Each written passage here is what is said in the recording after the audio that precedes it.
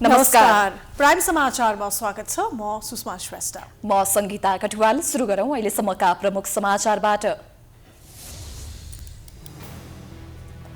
मेलम्चीको खानेपानी काठमाडौँको घर घरमा वितरण। 2081 सम्ममा एङ्की र लार्केको पानी पनि ल्याउने प्रधानमन्त्री ओलीको घोषणा। प्रदूषण कम हुने राष्ट्रपतिको विश्वास। अध्यक्ष ओलीले एमाले विभाजन गराउन खोजेको खनाल नेपाल समूहको निष्कर्ष। संगठन विस्तार तथा सुदृढीकरण अभियान भोलि घोषणा गरिने। देशैभरि 2 चिरामा विभाजित। सत्ता समीकरणमा दलहरूबीच कुरा नमिल्दा फेरि संसद विघटनको चर्चा। माओवादीले ओलीलाई दिएको समर्थन फिर्ता लिए पनि अर्को समीकरण बन्न मुस्किल।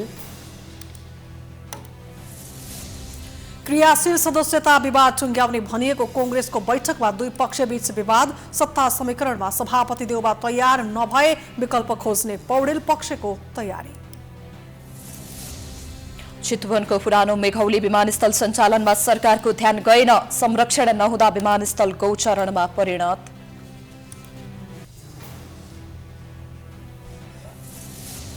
म्यानमारको सैनिकमा मारिएका 536 नागरिक मध्ये 43 जना बालबालिका। 90% घातक बल प्रयोग गरेर योजनाबद्ध रूपमा हत्या गरिएको राष्ट्रसङ्घको दावी। र 3 नेसन्स कप अन्तर्राष्ट्रिय फुटबलको उपाधि विजेता खेलाडीलाई जनही 4 लाख रुपैयाँ पुरस्कार दिने मन्त्री परिषद बैठकको निर्णय।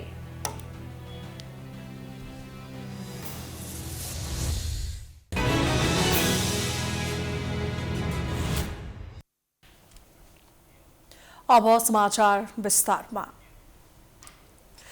राष्ट्रपति विद्यादेवी भण्डारीले काठमाडौँ उपत्यकामा वितरण गरिने मेलम्चीले खानेपानी वितरण कार्यक्रमको उद्घाटन गर्नुभएको छ। भृकुटी मण्डपमा निर्माण गरिएको ढुङ्गेधारा खोलेर राष्ट्रपति भण्डारीले शुक्रबार मेलम्ची खानेपानी आयोजनाको औपचारिक उद्घाटन गर्नुभएको हो।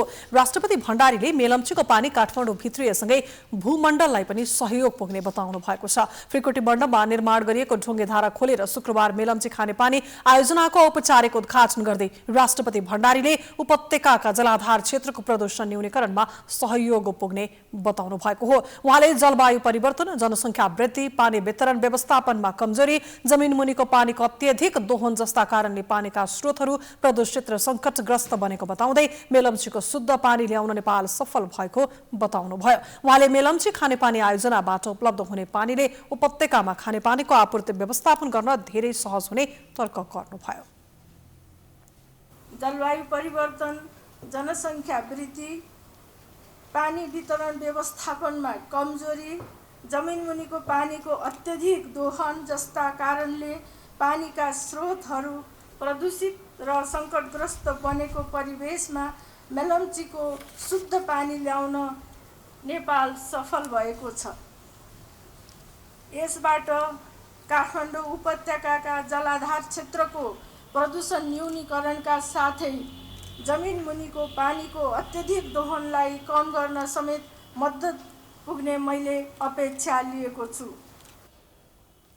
राष्ट्रपति भण्डारीले प्रजातन्त्र पुनर्स्थापना पछिको तत्कालीन प्रधानमन्त्री कृष्ण प्रसाद भट्टराईले सार्वजनिक रूपमा मेलम्चीको पानी वितरण गर्ने प्रतिबद्धता गरेपछि आयोजनाले थप महत्त्व र प्रचार पाएको बताउँदै भट्टराईलाई स्मरण पनि गर्नुभयो। कार्यक्रममा प्रधानमन्त्री केपी शर्मा ओलीले 2081 को नयाँ वर्षमा याङ्की र लार्कीको पानी ल्याउनु पर्ने बताउँदै मेलम्चीको सुरुङ बनिसकेकाले याङ्की र लार्कीको पानी ल्याउन गाह्रो नभएको तर्क गर्नुभयो।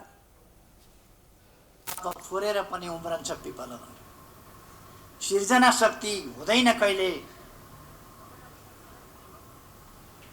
सिर्जना शक्ति बिर्सिएँ अलिकति। सिर्जना शक्ति हुँदैन कहिले पनि हुँदैन विफल। ढुङ्गाको काप फोरेर पनि उम्रन्छ पिपल। ढुङ्गाको काप फोरेर पनि पिपल उम्रिन्छ। पहरो फोरेर पनि मेलम्चीको पानी ल्याइन्छ। याङ्ग्री र लार्कीको पानी पनि ल्याइन्छ। ओलीले कसैले पनि जनताको जागेको चेतनालाई रोक्न नसक्ने बताउनुभयो। उहाँले नेपालमा कसरी प्रतिगमन भयो भन्दै प्रश्न समेत गर्नुभयो। प्रधानमन्त्री ओलीले केही राजनीतिक दलहरूले प्रतिगमन भयो भन्दै स्याल हुइयाँ मचाएको आरोप लगाउनुभयो। उहाँले अवैध बाटोबाट आफू प्रधानमन्त्री बन्दा हुने अनि प्रतिगमन भयो भन्दै जनता अल्मल्याएको भन्दै प्रश्न गर्नुभयो। उहाँले व्यक्तिगत आकांक्षा परिपूर्ति नहुँदा असन्तुष्टि बढेको बताउनुभयो। म प्रधानमन्त्री हुन पाउनुपर्छ भनेर कुद्ने अवैध बाटोबाट त्यो भएन भने प्रतिगमन भयो भने संविधान मासियो, च्यातियो, मेचियो, गणतन्त्र खत्तम हुने भयो, लोकतन्त्र खत्तम हुने भयो, संघीयता त ध्वस्तै पार्न आँट्यो। यस्ता खालका कुराहरू यी व्यक्तिगत आकांक्षा परिपूर्ति नहुँदा असन्तुष्टि अभिव्यक्त गर्ने कुरा मात्रै हो। प्रधानमन्त्री ओलीले विकास निर्माणको बाटोलाई कसैले रोक्न नसक्ने बताउँदै सरकारलाई अहिले पनि काम गर्न नदिएको आरोप लगाउनुभयो। उहाँले संसदमा बलियाको स्वार्थका लागि तानातान गर्न नहुने बताउँदै गोपाल प्रसाद रिमालको गीत स्मरण गर्नुभएको थियो।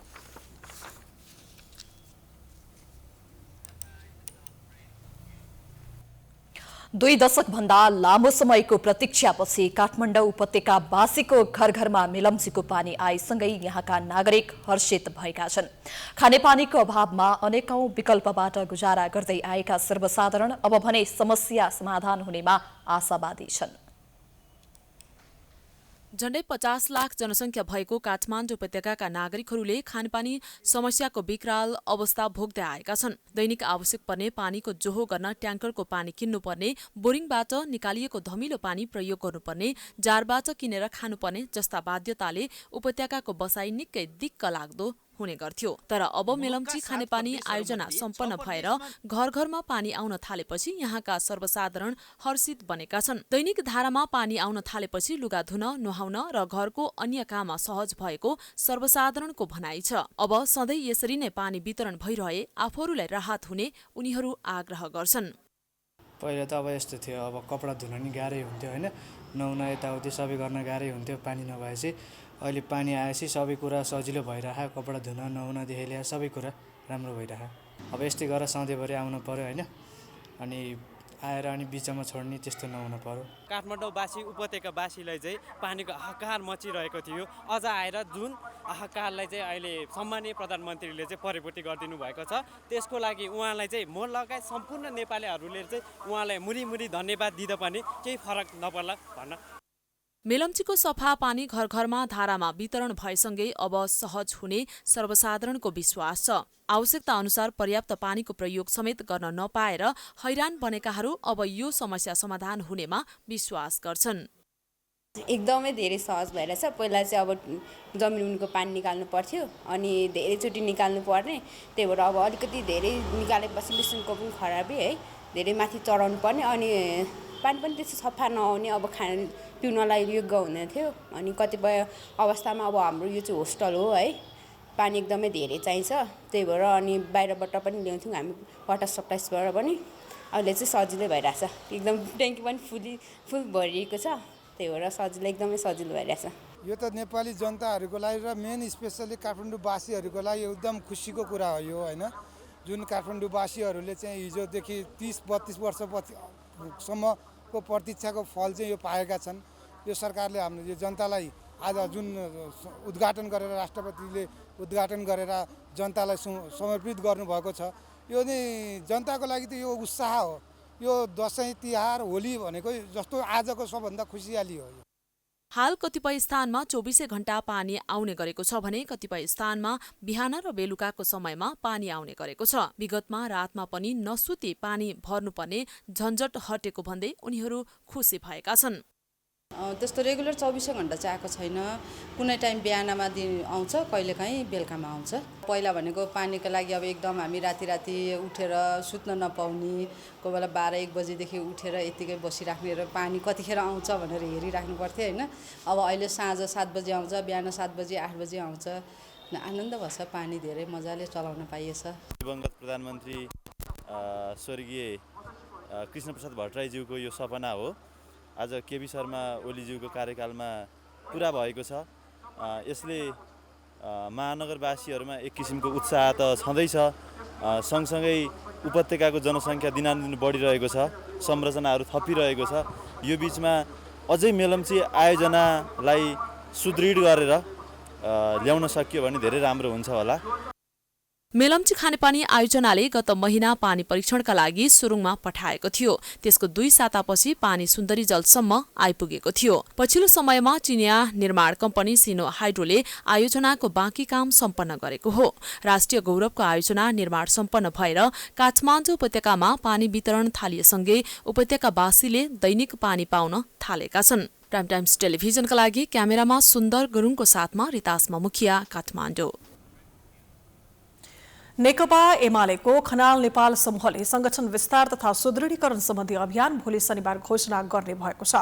साथै राष्ट्रिय भेलाबाट पारित भएको राजनैतिक प्रतिवेदनलाई कार्यकर्ता माझ लैजाने भएको छ। नेपाल समूहका नेताहरूको बैठकमा चैत 4 र 5 गते भएको राष्ट्रिय कार्यकर्ता भेलामा प्रस्तुत भएको अवधारणामा 10 वटा टोलीबाट आएको सुझावलाई समेटेर तयार भएको राजनीतिक प्रतिवेदनमाथि समेत छलफल भएको छ। खनाल नेपाल पक्षले अध्यक्ष केपी शर्मा ओली नै पार्टी विभाजन गर्न उद्यत रहेको निष्कर्ष निकालेको छ। खनाल नेपाल पक्षका नेताहरूको शुक्रबार बसेको स्थायी समिति बैठकले ओलीको उक्त कदम रोक्न देशभर समानान्तर संगठन विस्तार गर्ने निर्णय गरेको उपाध्यक्ष भीम रावलले जानकारी दिनुभयो।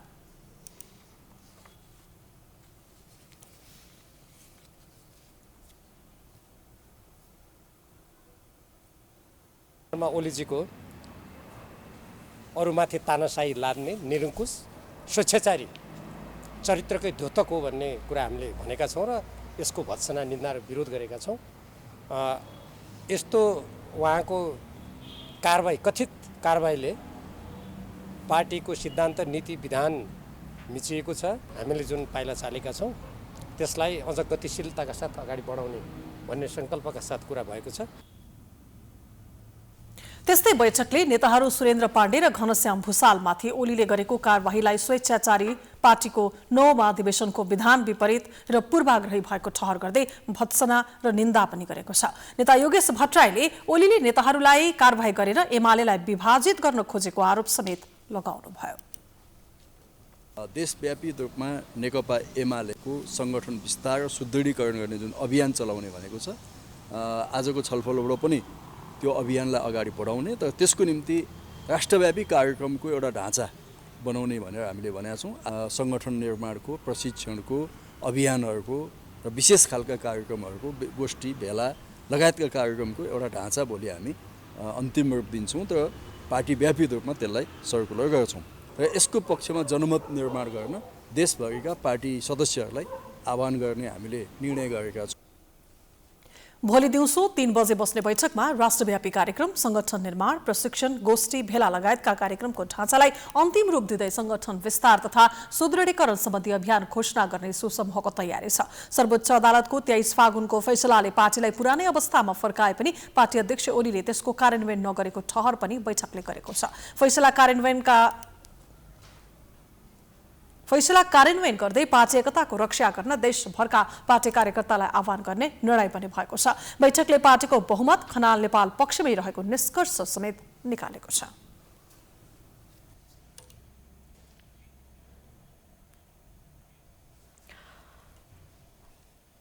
मुलुकमा फेरि आम चुनावको चर्चा चल्न थालेको छ। सत्तारूढ नेकपाको विघटनसँगै बेउतिएका नेकपा एमाले र नेकपा माओवादी केन्द्र बीचको गठबन्धन धरापमा परेपछि चुनावी चर्चाले ठाउँ पाउन थालेको हो। माओवादी केन्द्रले सरकारलाई दिएको समर्थन फिर्ता लिइसकेपछि देशमा अर्को गठबन्धन नबनेमा निर्वाचनमा जानुपर्ने हुन्छ।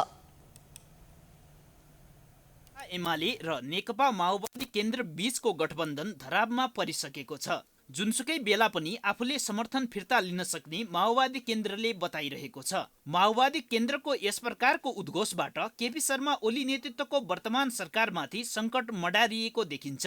सत्ता साझेदार माओवादी केन्द्रले समर्थन फिर्ता लिने बित्तिकै ओली सरकार अल्पमतमा पर्नेछ र उसले 30 दिनभित्र संसदमा बहुमत सिद्ध गर्नुपर्नेछ। तोकिएको समयावधिभित्र आफ्नो पक्षमा बहुमत सिद्ध गर्न नसकेमा सरकार स्वतः विस्थापित हुनेछ। तत्पश्चात नयाँ सरकार गठनको प्रक्रिया प्रारम्भ हुन्छ। कुनै पनि दलको संसदमा बहुमत नरहेको स्थितिमा फेरि पनि सत्ता गठबन्धनकै आवश्यकता पर्नेछ। नयाँ सत्ता गठबन्धन बन्न नसकेमा चुनावमा जानुको विकल्प मुलुक सामु रहने छैन।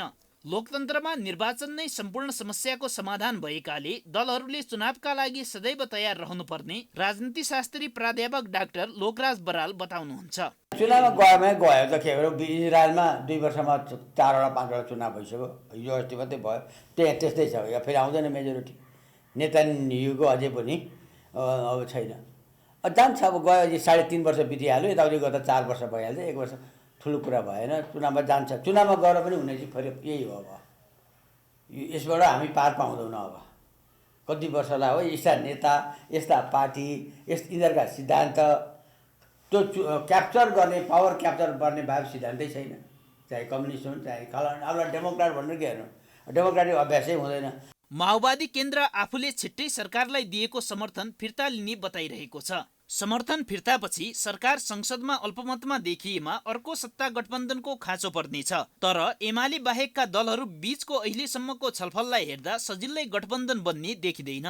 सत्ता समीकरणका लागि काङ्ग्रेस, माओवादी केन्द्र र जसपा सहमत हुन सकिरहेका छैनन्। संसदले नयाँ सरकार दिन नसकेर निर्वाचनमा जाने अवस्थाको लागि काङ्ग्रेस तयार रहेको नेता भीमसेन दास प्रधानको भनाइ छ। अब विभिन्न राजनीतिक पार्टीका दलका नेताहरू र दलसँग पनि छलफल क्रम त जारी छ। अहिलेको डिसाइडिङ फ्याक्टर भनेकै जसपा र नेपाली काङ्ग्रेस हो। अहिले गठबन्धन भनेको, प्राकृतिक गठबन्धन भनेको चुनावमुखी सरकार बनाउने हो हैन। चुनाव सकभर चाहिँ चाँडै गरे पनि हुन्छ हैन। अब सबै दलको सरकार भएपछि त हैन 6 महिना अगाडि सारी पनि अब कमसेकम 1 वर्ष त लाग्छ चुनावको तयारीको लागि पनि हैन। तुरन्त सकिँदैन। अब वैशाख आइसक्यो, अब गए चाहिँ अब भन्न सबै चाहिँ भौगोलिक चाहिँ अवस्था र सिजन पनि हेर्नु पर्यो, मौसम पनि। भने हामीले मङ्सिरमा जाने हो अथवा मङ्सिर गएर जेठमा जाने हो भने मङ्सिर जेठको भित्र मात्र चुनाव, अर्को सालको मङ्सिर जेठभित्र चुनाव हुनैपर्छ। सरकारले पनि माओवादी केन्द्रले समर्थन फिर्ता लिएपछिको स्थितिसँग निम्टनका लागि जसपासँग सत्ता समीकरणबारे संवाद गरिरहेको छ। जसपा चाहिँ आफूले उठाएका मुद्दाको समाधान नहुँदासम्म गठबन्धनमा सहभागी नहुने बताउँछ। नयाँ गठबन्धन बन्न नसकेर देश चुनावमा गएमा आफूहरू त्यसका लागि तयार रहेको जसपा नेता केशव झाको भनाइ छ। अहिले जसरी गतिविधि अगाडि बढिरहेको छ, यो अनिर्णित नै अवस्था भयो र अहिले चाहिँ मुलुक चाहिँ ठ्याक्कै डेडलकको पोजिसनमा छ। राजनीतिक गतिविधि अगाडि बढ्नै नसक्ने किसिमले अहिले गतिविधि रोकिएको छ। जसरी राजनीतिक निर्णय गरेर अगाडि बढ्न सक्नु पर्थ्यो, त्यो काम चाहिँ न माओवादीले गर्न सकिरहेको स्थिति छ, न काङ्ग्रेसले गर्न सकिरहेको स्थिति छ। अहिले चुनावको परिस्थिति त्यतिखेर सिर्जना हुन्छ जतिखेर चाहिँ कुनै पनि विकल्प बाँकी रहँदैन सरकार निर्माणको। त अहिले त सरकार निर्माणका लागि त धेरै विकल्पहरू छन् नि, त अहिले प्रशस्त विकल्पहरू हुँदाहुँदै हामीले सोचेका छैनौँ। तर भोलि कुनै पनि विकल्प रहेन र चुनावमै जाने स्थिति आयो भने हामी चुनावै फेस गर्न पनि तयार छौँ। पछिल्लो समय मुलुकमा विकसित राजनीतिक घटनाक्रम र दलहरूको अन्योलतालाई हेर्दा मुलुक आम निर्वाचनतर्फ गइरहेको सम्भावनालाई नकार्न सकिँदैन। लोकतन्त्रमा आवधिक निर्वाचन स्वाभाविक पनि हो, तर आर्थिक दृष्टिकोणले नेपाल जस्तो विकासोन्मुख मुलुकले समय अगावैको निर्वाचनलाई बेहोर्न गाह्रो हुने कुरातर्फ पनि दलहरूको ध्यान जानु जरुरी छ। प्राइम टाइम्स टेलिभिजनका लागि क्यामेरामा राजु थापाको साथमा प्रकाश जोशी, काठमाडौँ। नेकपा एमाले र नेकपा माओवादी केन्द्रबीचको सत्ता गठबन्धनमा दरार उत्पन्न भएसँगै प्रदेश सरकारहरूको समीकरण पनि फेरबदल हुने देखिएको छ। गठबन्धन भत्किँदा कुन कुन प्रदेश सरकार सङ्कटमा पर्छ त? हेरौँ यो रिपोर्ट। मुलुकका 7 प्रदेशहरूमध्ये 6 प्रदेशमा नेकपा एमाले र नेकपा माओवादी केन्द्रको गठबन्धन सरकार छ। 2074 सालको आम निर्वाचनमा गठबन्धन बनाएर चुनाव लडेका यी दुई दलले केन्द्रदेखि प्रदेशसम्म गठबन्धन सरकार निर्माण गरेका थिए। तर यति बेला गठबन्धनमा दरार आइसकेको छ। एमाले अध्यक्ष केपी ओली नेतृत्वको वर्तमान सरकारबाट माओवादी केन्द्रले आफ्नो समर्थन फिर्ता लिने बताइरहेको छ। केन्द्रमा गठबन्धन टुट्दा त्यसको स्वाभाविक असर प्रदेशहरूमा पनि पर्ने देखिन्छ।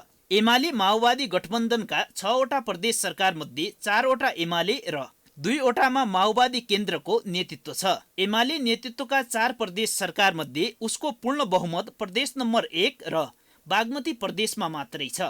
माओवादीले समर्थन फिर्ता लिएको खण्डमा एमाले नेतृत्वका गण्डकी प्रदेश सरकार र लुम्बिनी प्रदेश सरकार सङ्कटमा पर्नेछन्। त्यस्तो स्थितिमा आफूहरूले नयाँ सत्ता साझेदार खोज्ने एमालेका नेताहरू बताउँछन्। जुन दलसँग केन्द्रमा गठबन्धन बन्छ उही दलसँग प्रदेशमा पनि गठबन्धन बन्ने एमाले नेता डाक्टर सूर्य पाठकको भनाइ छ। अधिकांश प्रदेशमा नेकपा एमालेको सिंगल मेजोरिटी छ। एक दुई ठाउँमा हाम्रो एक दुई भोट पुगेको छैन, त्यहाँ स्वाभाविक रूपमा हामी अन्य दलहरूसँग सहकार्य गर्छौँ। त्यसकारणले माथि केन्द्रमा हाम्रो सरकार हट्दा प्रदेशको कुनै पनि सरकार हट्ने बिन्दुमा छैन त्यहाँ, किनभने प्रदेश नम्बर 1 मा भन्नुहोस्, प्रदेश नम्बर 3 मा भन्नुहोस्, इभन हामी सुदूरपश्चिम कर्णाली प्रदेश हरेक ठाउँमा हामी सरकार बनाउने खालको क्षमता राख्छौँ। त्यसकारणले यसमा हाम्रो धेरै अहिले टाउको दुखाइ छैन। हामी चाहिँ के भनेका छौँ भने ठिक छ, उहाँले हाम्रो मतलब सरकारलाई विस्थापन गर्न चाहनुभएको भने संवैधानिक प्रक्रिया अनुरूप आउनुहोस्, त्यो भनेको अभिशाप प्रस्ताव लिएर आउनुहोस्, हामी फेस गर्छौँ। हामी हार्छौँ, छोडिदिन्छौँ। बहुदलीय प्रतिस्पर्धात्मक प्रणालीभित्र कसैको पनि सिङ्गल सरकार बन्ने स्थिति छैन भनेदेखि त्यहाँ छलफल हुँदा संवाद हुँदाखेरि अर्को दलसँग मिलेर सरकार बन्ने कुरा त्यसलाई हामीले अन्यथा लिनु हुँदैन। माओवादी केन्द्रले सुदूरपश्चिम प्रदेश सरकार र कर्णाली प्रदेश सरकारमा नेतृत्व गरिरहेको भए पनि दुईवटैमा उसको बहुमत छैन। एमालेसँगको गठबन्धन टुट्ने बित्तिकै माओवादी केन्द्र नेतृत्वका दुवै प्रदेश सरकारमाथि सङ्कट छाउनी छ। माओवादी केन्द्र नेतृत्वका प्रदेश सरकार जोगाउनका निम्ति आफूहरूले अन्य दलसँग गठबन्धन गर्ने, तर केन्द्रमा एमाले सरकारबाट समर्थन फिर्ता लिइसकेपछि प्रदेशहरूमा पनि समर्थन फिर्ता लिने माओवादी केन्द्रका नेता हेमराज भण्डारीको भनाइ छ। स्वाभाविक रूपमा सङ्घीय सरकारको गठबन्धनले प्रदेश सरकारहरू पनि प्रभावित हुन्छन्। प्रदेशमा पनि केही ठाउँहरूमा त्यसको सुरुवात पनि भइसकेको छ, असर देखिसकेको छ। र मलाई लाग्छ प्रदेशमा आफ्नो विशिष्टतामा निर्णयहरू गर्न पनि सक्छ प्रदेश पार्टीले, प्रदेश कमिटीहरूले। तर मुख्यतया राजनीतिक रूपमा प्रधानमन्त्रीसँग असहमति भइसकेपछि, असहमति जनाइसकेपछि र सङ्घीय सरकारलाई दिएको समर्थन फिर्ता गरेपछि प्रदेशहरूमा पनि समर्थन फिर्ता लिने नै मुख्य कुरा हुन्छ। त्यो बाटोतिरै जान्छ। त्यसपछि अर्को नयाँ बाटोमा जान्छ सरकार। विश्वासको मत लिनुपर्ने, बहुमत पुर्याउनु पर्ने भए त्यो अर्को कोर्समा जान्छ, नपुर्याउनु पर्ने एक्लै पुर्याउनु पर्ने भए सरकार चलिरहन्छ। नेकपा एमाले र नेकपा माओवादी केन्द्र नेतृत्वको सङ्घीय गठबन्धनमा दरार आएसँगै त्यसको असर प्रदेश स्तरीय गठबन्धनहरूमा पनि देखिन थालेको छ। एकअर्का दल नेतृत्वका प्रदेश सरकारमाथि दुवै दलले अविश्वासको प्रस्तावको तयारी गरेका छन्। यसरी हेर्दा एमाले र माओवादी केन्द्र बीचको वाम गठबन्धन छोटो समयमै अस्ताउन पुगेको छ। प्राइम टाइम्स टेलिभिजनका लागि क्यामेरामा राजु थापाका साथमा प्रकाश जोशी, काठमाडौँ। नेकपा माओवादी केन्द्रका अध्यक्ष पुष्पकमल दाहाल प्रचण्डले प्रधानमन्त्री केपी शर्मा ओली फाँसीवादी बाटोमा हिँडिरहेको आरोप लगाउनु भएको छ। माणिकलाल श्रेष्ठको श्रद्धाञ्जली कार्यक्रममा शुक्रबार बोल्दै अध्यक्ष प्रचण्डले प्रधानमन्त्री ओलीको बाटो फाँसीवादी बाटो भएको बताउनु भएको हो। उहाँले मूल्य मान्यताले बनाएका नियमहरूलाई उल्लङ्घन गर्दै समाजलाई निरङ्कुशतातर्फ प्रधानमन्त्री ओलीले धकेल्न खोजेको बताउनुभयो। उहाँले फाँसीवादी बाटोको उदाहरण संसद विघटन भएको तर्क गर्नुभयो। मान्यता लोकतन्त्रका या आन्दोलनका उपलब्धिले स्थापित गरेका मुद्दाहरू या शहीदहरूले बगाएको रगत, त्यो सबैको अपमान गर्ने र फेरि समाजलाई निरङ्कुश तन्त्रतिर लैजाने। अझ भन्ने हो भने समाज हामी जहाँ आइपुगेका छौँ यो अब जाने निरङ्कुश तन्त्र भनेको फाँसीवादतिर जाने हो। चरम फाँसीवादी निरङ्कुशता, त्यतातिर जाने खतरा छ। संवैधानिक निकाय र सबैतिर सेटिङले मात्रै चल्ने वातावरण बनाउनु राम्रो संकेत नभएको उल्लेख गर्दै गलत प्रवृत्तिको अन्त गर्न एकजुट भएर आन्दोलनमा जान सक्नुपर्ने तर्क गर्नुभयो। अध्यक्ष प्रचण्ड अहिले भइरहेका क्रियाकलापको विरोध गर्न नसके माणिकलाल श्रेष्ठप्रति सच्चा श्रद्धाञ्जली हुन नसक्ने बताउनुभयो। लामो समय निरङ्कुशताले मधेसी, महिला, आदिवासीलाई गरेको विभेद हटाउन आफूहरूले लामो युद्ध लडेको स्मरण गर्दै अध्यक्ष प्रचण्डले विभिन्न आन्दोलनले स्थापित मुद्दाहरू र शहीदको रगतलाई खेर जान नदिने जिकिर गर्नुभयो। उहाँले विकासको नाममा जनतामाथि दमन गर्न नपाइने बताउनुभयो। वाम बुद्धिजीवी तथा नेपाल भाषाका समालोचक प्राडा मणिकलाल श्रेष्ठको मेडिसिटी अस्पतालमा गत मंगलबार 89 वर्षको उमेरमा मृत्यु भएको थियो।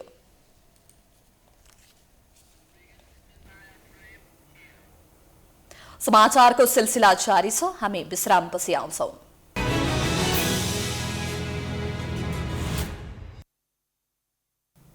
विश्रामपछि स्वागत छ। अब बाँकी समाचार। आज दिउँसो 2 बजेका लागि बोलाइएको प्रमुख प्रतिपक्षी दल नेपाली कांग्रेस केन्द्रीय कार्य समिति बैठक अझै सुरु हुन सकेको छैन। पछिल्लो राजनीतिक घटनाक्रमको समीक्षा, सत्ता समीकरणमा कांग्रेसको भूमिकासँगै 14औं महाधिवेशनको कार्यतालिका परिमार्जन लगायतको विषयमा छलफल गर्ने गरी बैठक बोलाइएको थियो। तर पूर्व निर्धारित एजेन्डा छोडेर नेताहरू नयाँ सत्ता समीकरणमा केन्द्रित भएपछि विवाद भएको बताइएको छ। ललितपुरको सानेपा स्थित पार्टी कार्यालयमा सभापति शेरबहादुर देउबा र वरिष्ठ नेता रामचन्द्र पौडेल बीच नयाँ सरकार गठन कि ओली सरकारको निरन्तरता भन्नेमा कुरा नमिलेको हो। सभापति देउबाले अहिले नै कांग्रेसले नयाँ सरकार गठनका लागि भूमिका खेल्न नहुनेमा जोड दिनु भएको छ भने वरिष्ठ नेता पौडेलले जति सक्दो चाँडो ओली सरकार हटाउनु पर्ने अडान लिनु भएको छ, जसका कारण औपचारिक बैठक सुरु हुन नसकेको हो। यस विषयमा थप जानकारी दिनका लागि संवाददाता जनक पण्डित प्रत्यक्ष सम्पर्कमा हुनुहुन्छ। जनकजी, सुषमाजी भन्नु। जनकजी, हामीलाई सुन्दै हुनुहुन्छ? सुषमाजी भन्नुहोस्, म सुनिरहेको छु तपाईँलाई। अहिलेसम्म बैठक बस्न सकेको छैन भनिएको छ। बैठक बस्न नसक्नुका कारण के हुन्, तपाईँले के बुझ्नु भएको छ, यस विषयमा जानकारी गराइदिनुस् न। सुषमाजी, पक्कै पनि प्रमुख प्रतिपक्षी दल नेपाली कांग्रेसको केन्द्रीय कार्य समिति बैठक आज 2 बजेका लागि बोलाइएको थियो।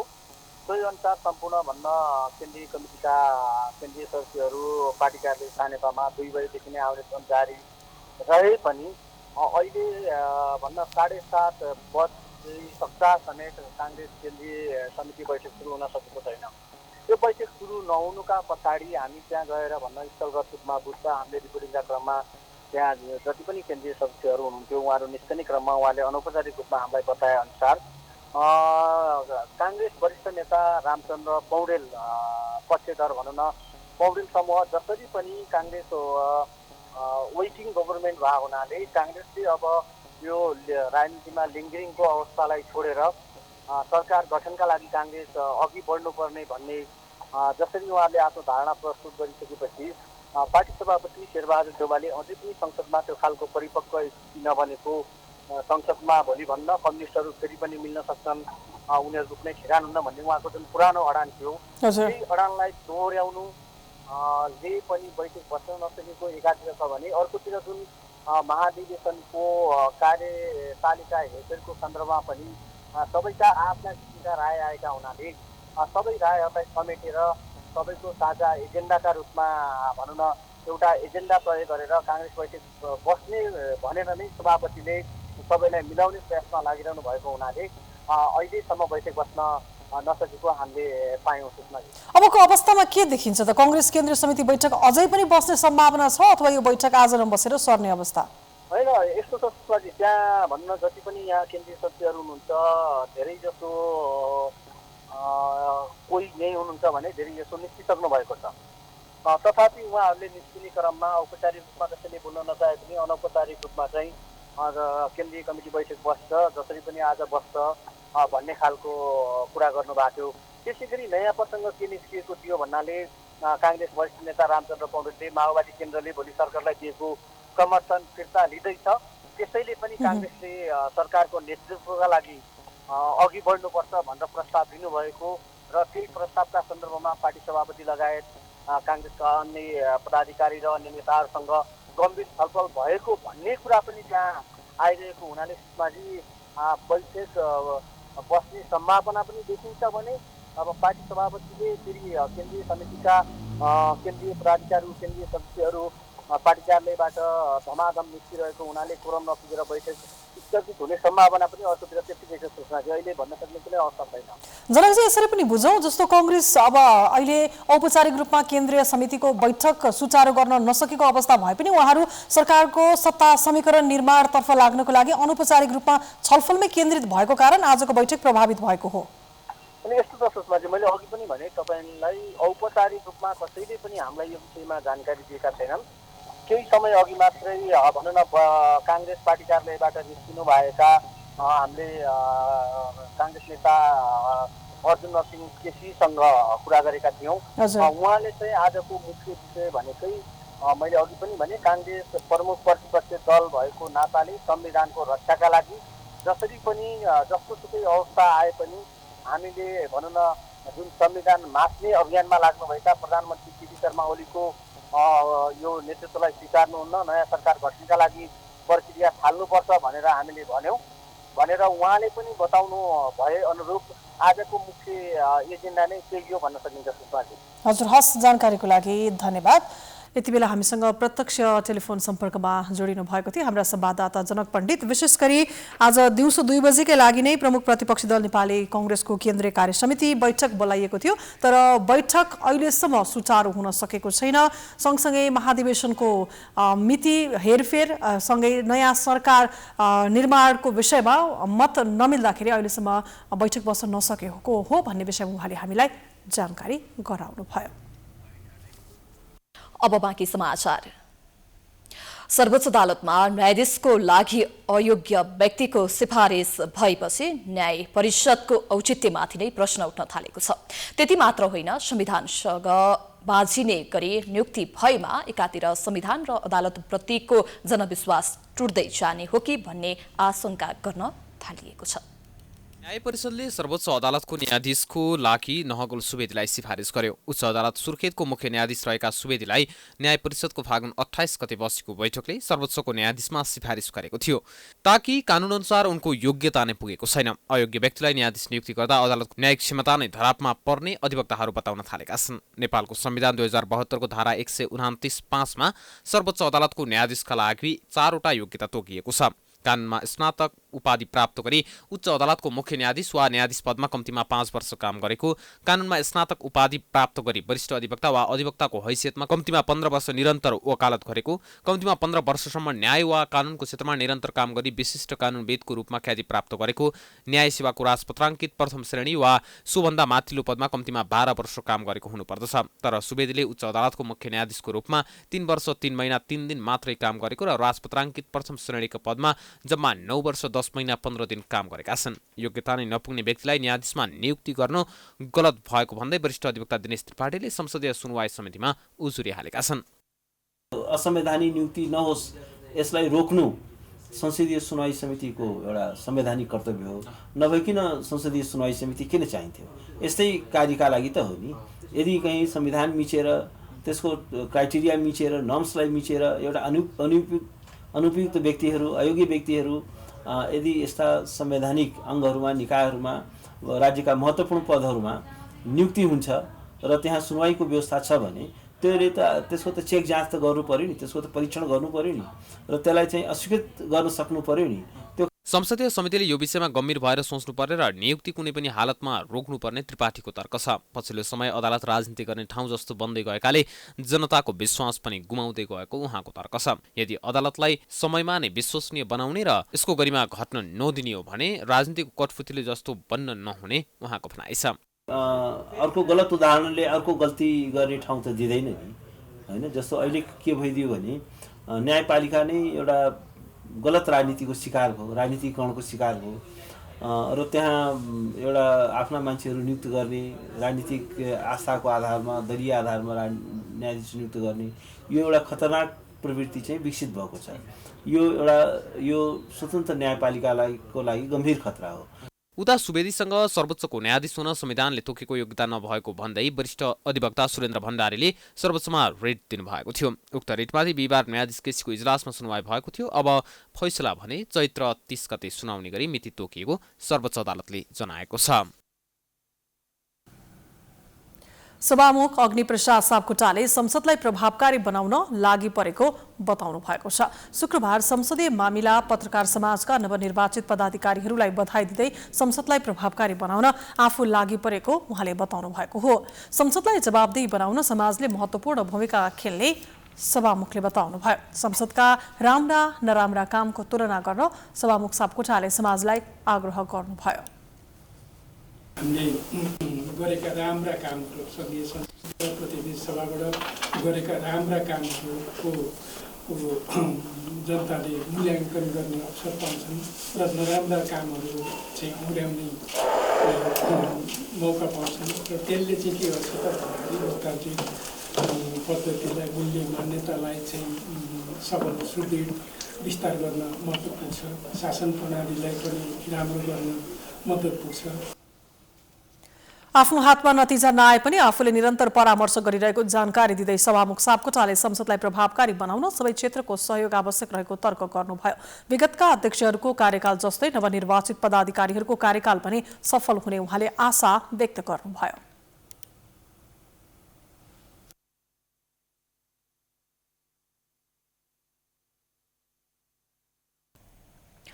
युवा विद्यार्थीहरूले डडेलो र वायु प्रदूषण बारे सरकार मौन बसेको भन्दै सिंहदरबार अगाडि प्रदर्शन गरेका छन्। वातावरणमा परेको प्रभाव र डडेलोले प्रदूषण बढेपछि सरकार मौन बसेको भन्दै युवा विद्यार्थीहरूले शुक्रबार प्रदर्शन गरेका हुन्। उनीहरूले काठमाडौँ विश्वकै प्रदूषित शहर मध्ये 1 नम्बरमा पर्नु दुःखद भएको भन्दै वातावरण मन्त्रालयले सुधारका दीर्घकालीन योजना नल्याएको आरोप लगाएका थिए।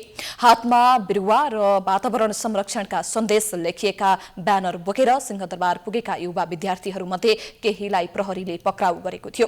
सिंहदरबारको पश्चिम गेट अगाडि प्रदर्शन गरेका युवा विद्यार्थीहरूले वातावरणीय संकटकाल घोषणा गर्न माग समेत गरेका थिए।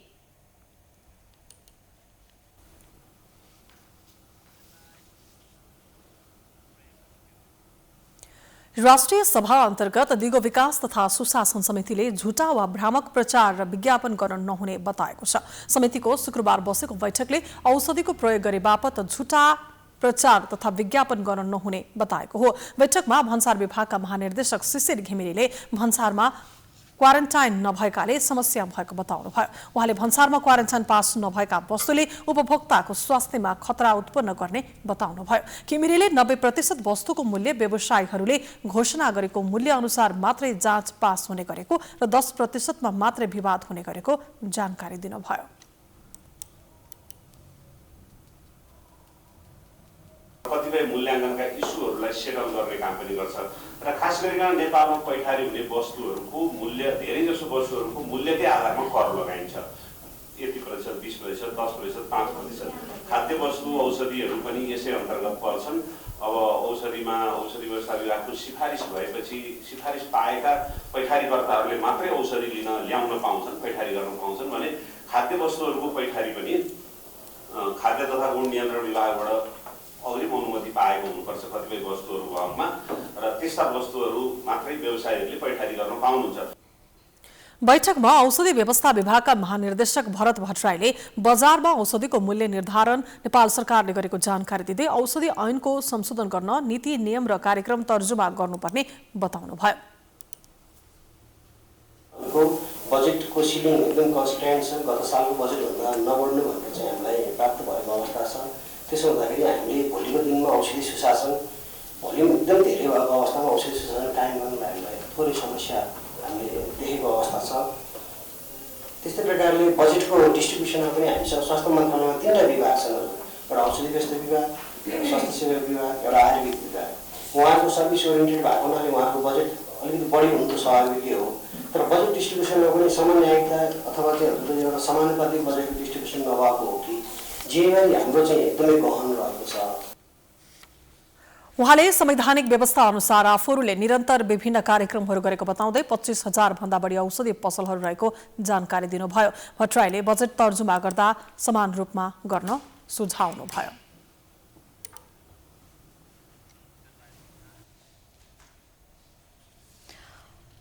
संचार तथा सूचना प्रविधि मन्त्री पार्वत गुरुङले दूरसञ्चार सेवालाई प्रभावकारी बनाउन कुनै कसर बाँकी नराख्ने बताउनु भएको छ। दूरसञ्चार सेवाको पहुँच प्रभाव तथा गुणस्तर सम्बन्धी शुक्रबार भएको अन्तर्क्रिया कार्यक्रममा मन्त्री गुरुङले दूरसञ्चार क्षेत्रलाई अझै प्रभावकारी बनाउन सरकारले कुनै कसर बाँकी नराख्ने बताउनु भएको हो। उहाँले लगानी धेरै तर प्रतिफल कम भएको बताउँदै सञ्चार क्षेत्रको अनुगमन गर्न ढिलाइ गर्न नहुने बताउनुभयो। मन्त्री गुरुङले दूरसञ्चार क्षेत्रको विकास गर्न प्रदेश तथा आवश्यक परेको खण्डमा स्थानीय तहसँग पनि छलफल गर्दै डिजिटल नेपाल, स्मार्ट नेपाल र समृद्ध नेपाल बनाउने प्रतिबद्धता व्यक्त गर्नुभयो।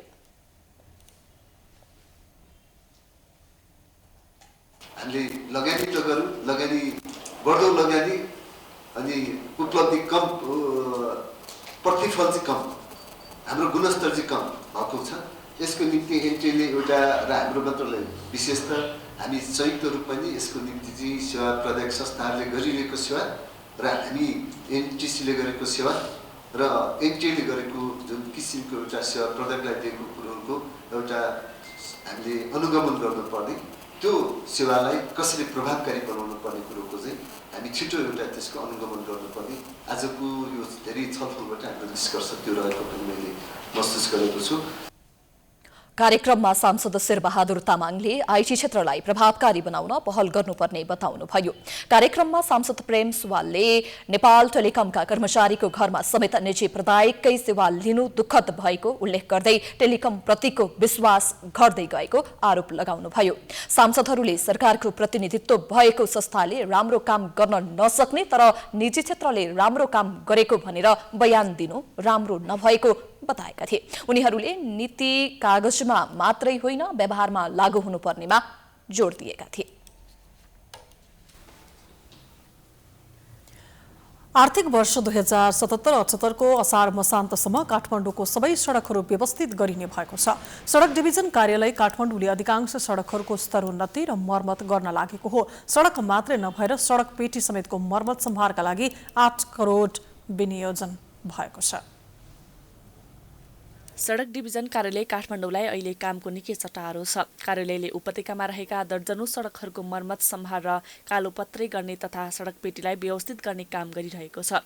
उपत्यकामा 22 देखि 25 किलोमिटर सडक मर्मत सम्हार गर्ने योजनासहित सडक कार्यालय काठमाडौँले तीव्र रूपमा काम गरिरहेको छ। हुन त वर्षेनी सडक पेटी लगायतमा बजेट छुट्याइए पनि सडक पेटी र पैदल यात्रुको समस्या जस्ताको त्यस्तै छ। तर सडक डिभिजन कार्यालय भने तोकिएकै समय असार मसान्तभित्र काठमाडौँ उपत्यकाका सडकहरूको स्तर उन्नति तथा मर्मत सम्हारसहित हस्तान्तरण गर्ने योजनाका साथ अघि बढिरहेको छ। रिङ रोडभित्र चाहिँ ओभरलेको कामहरू सुरुवात भर्खरै भएको छ। हामी 22-23 किलोमिटर सडक चाहिँ यो वर्ष पनि नियमित रूपमा चाहिँ आवधिक मर्मत भन्छ, अरू पब्लिकले बुझ्दा पिचमाथि पिच भन्छ होइन, ओभरलेको कार्यक्रम हो। त्यो आयु सकिसकेको सडकको सतहलाई रिसर्फेस गर्ने काम चाहिँ हामी सुरु भइसकेको छ। यो आर्थिक वर्षमा करिब हामी 22-23 किलोमिटर एकपटक तपाईँहरूले सडक सुन्दर चाहिँ देख्नुहुन्छ। अनि अब रिङ रोड विस्तार भए तापनि कलङ्कीदेखि चाबेलसम्मको रिङ रोडको पनि ओभरलेको काम हामी सुरु गर्ने चरणमा पुगेका छौँ। हुन त काठमाडौँ उपत्यकाका सडकहरू अपाङ्ग मैत्री नभएको भन्दै विरोध नभएको पनि होइन। सरकारले जतिसुकै सडक बनाए पनि फुटपाथ र पैदल यात्रीले सधैँ शास्ति भोग्दै आइरहेको गुनासो गर्न पनि छाडेका छैनन्। तर सडक डिभिजन कार्यालय काठमाडौँ भने उपत्यकाका सडकलाई व्यवस्थित बनाएर सबैका लागि आवत जावतमा सहज हुने बनाउने अभियानमा जुटेको बताइएको छ। यद्यपि सर्वसाधारण सडक प्रयोगकर्ताहरू भने सडक विभाग सरकारले जति मर्मत सम्हार र सुविधाजन्य बनाउँछु भने पनि त्यो केवल गफ मात्रै भएको बताउँछन्। सरकारलाई मात्रै भनेर हुँदैन कि अब जति पनि आछन् स्थानीय निकाय छन्, अब विभिन्न 3 तहको मान्छेहरू आछन् होइन, भनौँ न अब उनीहरूले हेर्नुपर्ने हो। अब बजेट आयो भन्छन् कहाँ के कुन निकायले गर्ने हो। अब हामी जस्तो सर्वसाधारणलाई के थाहा हुन्छ र, कहिलेकाहीँ हिँडिन्छ, अब हिँड्दाखेरि बाटो पन्चाएर हिँड्नुपर्छ। अब हामीले हेर्दाखेरि चाहिँ भ्यालीमा चाहिँ अब सिंहदरबारभित्र एरिया हेर्दाखेरि कति विकास भएको जस्तो देखिन्छ, बाहिर त त्यति साह्रो त्यही हो। अब उनीहरूले गर्लान् नि, त्यही आशा गरौँ हामी। अब यो बजेट छुट्याएर बजेट खाने मात्रै बाटो हो, मान्छेलाई जनतालाई दुःख दिने मात्रै काम भएको छ। अब जस्तो दुःख दिने भनिरहँदाखेरि कसरी दुःख दिने भन्ने कुरा प्रश्न आउला होइन। यो प्रश्नमा चाहिँ मेरो के भनाइ छ भने अब यो अहिले यति यहाँनिर बनाइयो, यहाँनिर देखिरहनु भयो होला, यो यति बनाइयो, यो बनाउनुभन्दा अगाडि यहाँका जनताले कति शास्ति पाए भन्ने कुरामा पनि भर पर्नुपर्छ क्या होइन। ती कुराहरूलाई कम्प्रोमाइज गर्ने हो भने सरकार। समाचारको सिलसिला अझै जारी छ, हामी विश्रामपछि आउँछौँ।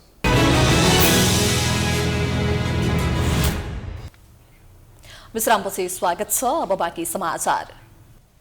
कुनै समय बेलायतकी महारानी एलिजाबेथ चितवन आउँदा निकै चर्चा रहेको मेघौली विमानस्थल अहिले गौचरणमा परिवर्तन भएको छ। अन्तर्राष्ट्रिय उडान समेत भएको विमानस्थल गौचरणमा परिणत हुँदा समेत सरकारले विमानस्थल मर्मत तथा संरक्षणमा चासो नदिएको स्थानीयको गुनासो छ।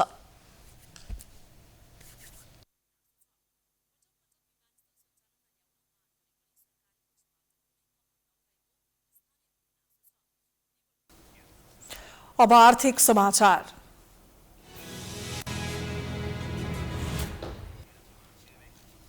मेगा बैंकको प्रमुख कार्यकारी अधिकृत अनुपमा खुजेलीले मेहनत, मिलनसारपन र इमान्दारिताकै कारण आफू देशकै पहिलो महिला प्रमुख कार्यकारी अधिकृत हुन सकेको बताउनु भएको छ। प्राइम टाइम्स टेलिभिजनसँग कुरा गर्दै खुजेलीले 14 अर्ब चुक्ता पुँजी र 138 अर्ब चालु पुँजी सहितको मेगा बैंक देशकै 10औं ठूलो बैंक बन्न पुगेको उल्लेख गर्नुभयो। यहाँ अनेस्टी, इन्टेग्रिटी सबैभन्दा ठुलो कुरा हो हजुर हैन हजुर। यहाँ चाहिँ पैसा हुन्छ नि त वरिपरि, त्यो पनि पब्लिकको पैसा, उहाँहरूले विश्वास गरेर ब्याङ्कमा राखेको पैसा। सो यसमा चाहिँ नि डुबी नजर हेर्ने भनेदेखि कामै छैन यहाँ हैन हजुर।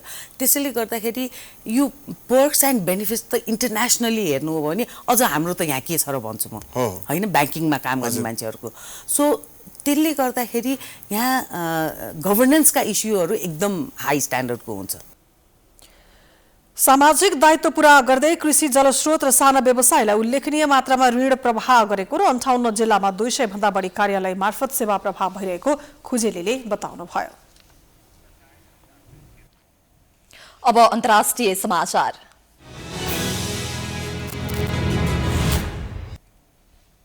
सत्ता हडप्नका लागि शासक वर्ग कतिसम्म क्रूर बन्न सक्छन् भन्ने उदाहरण म्यानमारको सेना बनिरहेको छ। विश्वभरबाट सैन्य दमनको विरोध भइरहँदा पनि त्यहाँको सेनाले नागरिक हत्यालाई निरन्तरता दिइरहेको छ। सेनाले अहिलेसम्म 43 बालबालिकाको समेत हत्या गरेपछि म्यानमारको सेना आलोचित बनेको छ।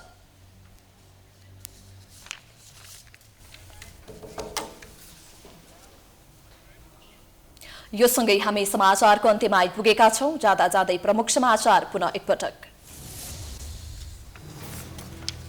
मेलम्चीको खानेपानी काठमाडौँको घर घरमा वितरण। 2081 सम्ममा एङ्ग्री र लार्केको पानी पनि ल्याउने प्रधानमन्त्री ओलीको घोषणा। प्रदूषण कम हुने राष्ट्रपतिको विश्वास।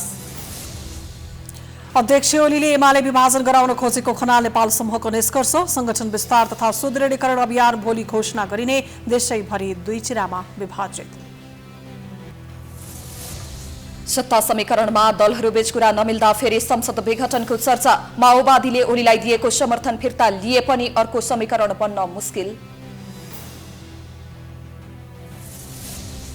क्रियाशील सदस्यता विवाद टुङ्ग्याउने भनिएको कांग्रेसको बैठकमा 2 पक्षबीच विवाद। सत्ता समीकरणमा सभापति देउबा तयार नभए विकल्प खोज्ने पौडेल पक्षको तयारी। चितवनको पुरानो मेघौली विमानस्थल सञ्चालनमा सरकारको ध्यान गएन। संरक्षण नहुँदा विमानस्थल गौचरणमा परिणत।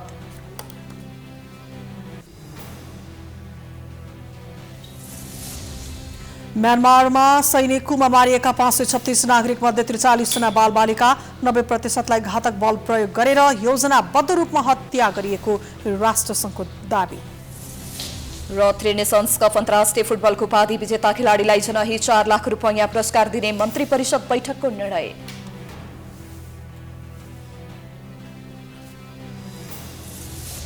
समाचार अहिलेलाई सकियो। यसपछिको कार्यक्रम जनता जान्न चाहन्छन् ऋषि धमलाको साथमा हेर्दै गर्नुहोला प्राइम टाइम्स टेलिभिजन। नमस्कार।